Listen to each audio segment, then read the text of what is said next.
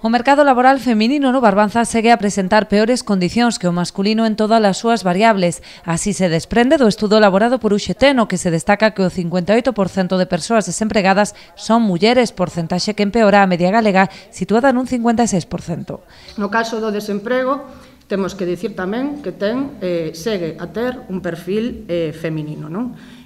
Na comarca do Barbanza, o 58% das persoas desempregadas son mulleres. En Galicia a porcentaxe está no 56%.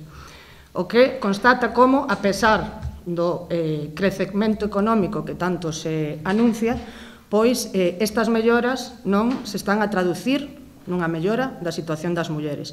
E, de feito, creo que un dos datos deste informe que constata como lonxe de mellorar a situación está empeorando é que no último ano o desemprego na comarca, nos casos dos homes, se reduciu nun 14,3%, e no caso das mulleres tan só nun 4%. A fenda salarial tradúcese tamén na precarización das pensións contributivas na comarca, cunha distancia de 30 puntos porcentuais entre homes e mulleres. Cifras que evidencian a necesidade desta folga feminista, que dende o sindicato agardan teña un amplo respaldo por parte da sociedade, a pesar das dificultades que teñen moitas mulleres para poder secundar o paro. Todas estas cousas que nos atan máis as mulleres nos impiden máis facer unha folga de todo o día.